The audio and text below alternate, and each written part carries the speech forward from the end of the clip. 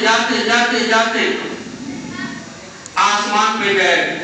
کہیں پر حضرت آدم سے ملاقات ہوئی, کہیں پر حضرت ابراہیم سے, کہیں پہ موسیٰ سے, کہیں پہ عیسیٰ سے, تمام نبیوں سے ملاقات ہوئی. آدم علیہ السلام سے ملاقات ہوئی تو دیکھ رہے ہیں کہ آدم علیہ السلام ایک طرف دیکھتے ہیں تو ہنسنے لگتے ہیں دائیں طرف, اب بائیں طرف دیکھتے ہیں تو رونے لگتے ہیں. اللہ کے نبی نے حضرت جبرائیل سے پوچھا کہ آدم یہ کیا کر رہے ہیں؟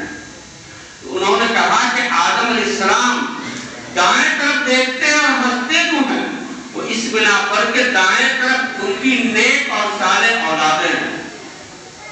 دنیا میں جتنے انسان ہیں سب آدم کی اولاد ہیں, تو ان کو دیکھ کر کے آدم علیہ السلام خوش ہو جاتے ہیں اس بنا پر کہ میری اولاد کامیاب ہے. اور بائیں طرف دیکھتے ہیں تو ان کے گنہگار بچے ہیں, اولادیں ہیں, ان کو دیکھ کر کے وہ رونے لگتے ہیں کہ اپنی ناکامیاب اولاد کو دیکھ کر کے ہر انسان کے اوپر ایک تکلیف کا مرحلہ گزرتا ہے. ایسے ہی آدم علیہ السلام پہ گزرتا ہے. پھر اللہ تعالیٰ نے جنت کی سیر کروائی, دوزخ کو دکھایا, سب کچھ ہوا. اللہ تعالیٰ کے پاس اللہ کے نبی پہنچے, لیکن حضرت جبرائیل پیچھے ہی رہ گئے. ایک مقام ہے سدرۃ المنتہا, وہاں پہ جا کر کے جبرائیل پیچھے رہ گئے اور انہوں نے کہا کہ اللہ کے نبی اس سے آگے جانے کی مجھے اجازت نہیں ہے, اس سے آگے ہم نہیں جا سکتے, اس سے آگے کوئی نہیں گیا ہے. پھر آگے اللہ کے نبی ہے. یہاں پر بھی بتانا یہ مقصود ہے جو اللہ نے قرآن کے اندر کہا ہے, لَقَدْ خَلَقْنَا الْإِنسَانَ فِي أَحْسَنِ تَقْوِيمٍ, ہم نے انسان کو سب سے اعلیٰ و ارفع بنایا. فرشتے بھی پیچھے رہ جاتے ہیں انسان سے. حضرت جبرائیل رہ گئے پیارے نبی صلی اللہ علیہ وسلم سے پیچھے. یہ بتانا مقصود ہے کہ آدم کی اولاد میں سے کوئی بھی ترقی کرے گا تو تمام فرشتوں سے بھی آگے بڑھ جائے گا. ثم رددناه اسفل سافلین, پھر ہم نے اس کو ایک دم نیچے گھٹیا بنا دیا. کتنا گھٹیا, آپ اس کو یوں سمجھ سکتے ہیں, بیل ہے, گائے ہے, بھینس ہے, بکری ہے, اونچا کھاڑ ٹیب سب کھایا. کھانے کے بعد وہی کھانا ہضم ہو کر کے گزلا بنتا ہے پیخانہ. آپ میں ہم کسان ہیں, صبح میں اٹھتے ہیں, گوبر کو ہاتھ سے اٹھا کر کے کوئی چپڑی بناتا ہے, کوئی گوا کے لیے پھینک رکھ دیتا ہے, پھر کھیت میں ڈالتا ہے پیخانہ. یہ بیل اور گائے بھینس اور بکریاں جو ہیں وہ معمولی چیز کھائی اور معمولی چیز کا وجود جو دوسری کو ختم ہو کر کے دوسری چیز میں تبدیل ہوا, اس سے ہم کو کوئی گھنا نہیں لگتا ہے. لیکن انسان یہ بھوسا نہیں کھاتا ہے, کھر اور پتوار نہیں کھاتا ہے, بہت ہی اعلیٰ کھانا کھاتا ہے. سب سے عمدہ چیز جو اللہ نے بنایا, سیب, سنترا, گیہوں, چاول, آٹا, دال, بہت اعلیٰ چیز ہے. لیکن انسان کا وہی گزلا جو ہوتا ہے, پیخانہ جو ہوتا ہے, دوسرے کا تو دوسرے کا ہے. اپنے پیخانے کے اوپر بھی کوئی بھی انسان نظر ڈالنا نہیں چاہے گا, گھن آتا ہے اس کو. ایک اعلیٰ چیز جب وہ نیچے آئی بہت ہی گھنا والی چیز بن گئی, بہت ہی خراب بن گئی, جس کے اوپر کوئی نظر ڈالنا نہیں چاہتا ہے. اور ایک ادنا چیز نیچے آئی تو اتنے گھنا والی چیز نہیں بنی, اس کو ہم اٹھا لیں. یہاں پہ قرآن کی یہ آیت جو ہے لقد خلقنا الانسان فی احسن تقویم ثم رددناه بھی درشانا مقصود تھا کہ حضرت جبرائیل پیچھے رہ گئے اور اللہ کے نبی آگے گئے. اب آگے گئے تو اللہ کے نبی نے ظاہر بات ہے اللہ کو تو سلام ہم کر نہیں سکتے لیکن سب سلام اسی کے طرف سے سلامتی. تو اللہ کے نبی نے اللہ کی تعریف کی, حمد و ثنا بیان کی. کیا کیا؟ التحیات للہ والصلوات والطیبات, تمام عبادت اللہ ہی کے لیے, بدنی ہو مالی ہو زبانی ہو, سب عبادتیں اللہ آپ ہی کے لیے. تو اللہ نے جواب دیا. کیا جواب دیا؟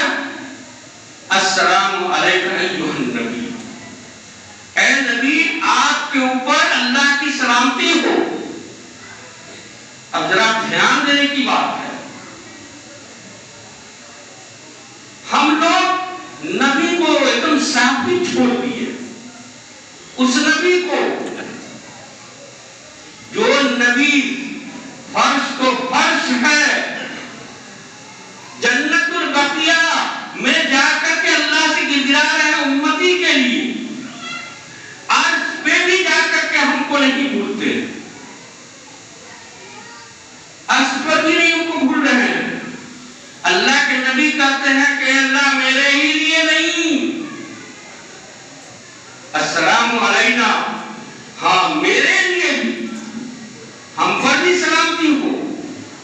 وعلی عباد اللہ الصالحین, اور اللہ کے نیک بندے جو قیامت تک آئیں گے ان تمام کے اوپر ہو.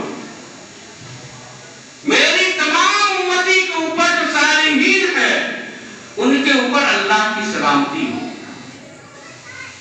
ایسے مشفق اور شفیق مہربان اور کریم نبی کے لیے جو فرش تو فرش ہے, عرش پہ بھی نہ تمہیں بھولے, ایسا کریم ہم ان کو ہمہ وقت بھولے رہتے ہیں. ہم سے بڑا احسان فراموش کون ہو سکتا ہے؟ میدان حشر میں قیامت کے دن سجدہ میں سر گرائیں گے, رکھیں گے, اور ایک ہی لفظ ہوگا, یا رب امتی امتی امتی, بس اتنے ہی بولتے چلے جائیں گے. اور جب تک اللہ تبارک و تعالیٰ پیارے نبی کی امت کی بخشائش نہ کر دے گا, اللہ کے نبی سر نہیں اٹھائیں گے. اتنے بڑے احسان کرنے والے نبی کو آج ہم ہر موڑ پہ بھول جاتے ہیں. ہر کام میں, چھوٹا کام ہو یا بڑا کام ہو, سب کو ہم یاد رکھتے ہیں, اس نبی پاک کو ہم یاد نہیں رکھتے جو ہماری حقیقی زندگی ہے. کہنے والے نہیں, کہنے میں تو ہم بہت یاد رکھتے ہیں, عاشق رسول بن جاتے ہیں, کہنے والی نہیں, کرنے والی لائف کے اندر ہم اس مشفق اور کریم نبی کو ساتھ بلا دیتے ہیں. پھر آپ نے سنا کہ اللہ کے نبی محمد رسول اللہ کو اللہ نے دنیا کی ہر ایک چیز کے لیے نبی بنا کر کے بھیجا تھا. اللہ کی جتنی مخلوق ہے, اب ایمان لانے کی باری تھی فرشتوں کی. تمام فرشتوں نے, جہاں بھی جو فرشتہ تھا, سبھی فرشتہ نے کہا اشہد ان لا الہ الا اللہ واشہد ان محمدًا عبدہ ورسولہ. میں گواہی دیتا ہوں کہ اللہ کے علاوہ کوئی معبود نہیں اور محمد رسول اللہ اللہ کے بندے اور رسول ہیں. اب تمام فرشتے بھی امت محمدیہ میں آ گئے. امت محمدیہ میں جن و انس ہی نہیں, دنیا کی ہر ایک مخلوق ہے اور فرشتے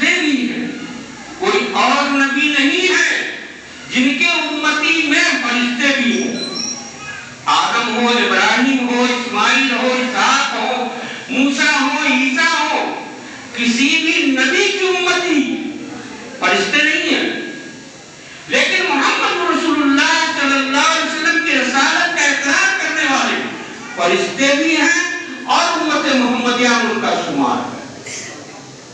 یہ ہو گیا۔ اس کے بعد اللہ نے گفٹ دیا امت محمدیہ کی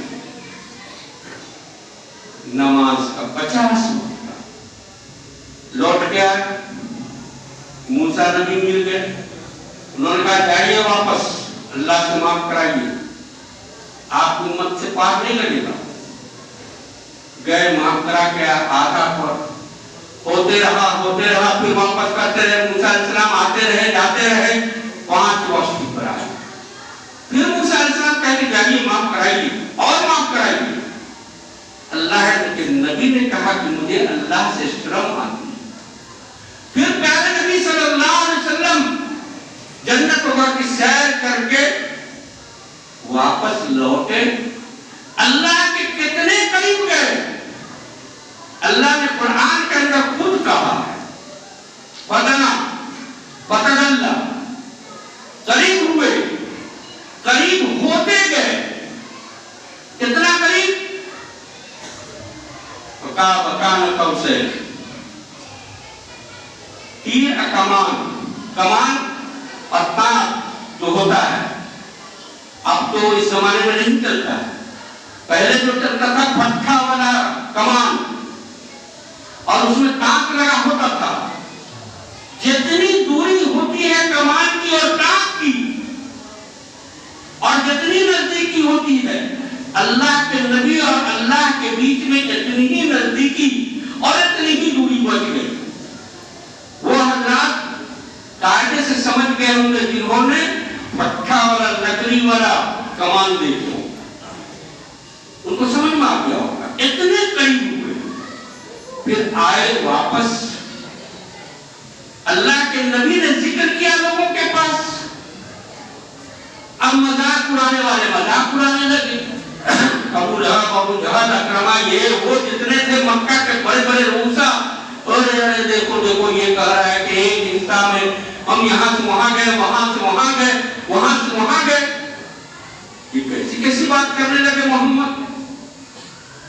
لیکن جب حضرت ابوبکر صدیق کو جب ابو جہل وغیرہ کہا، حضرت ابوبکر صدیق رضی اللہ تعالی عنہ نے کہا کہ جب محمد عربی کہہ رہے ہیں بالکل پرفیکٹ ہے اور صحیح ہے، آمنا و صدقنا، جن کا دل صاف تھا، آپ نے کہہ دیا ان لوگوں نے بالکل محمد رسول اللہ نے جو کہا ہے وہ برحق ہے۔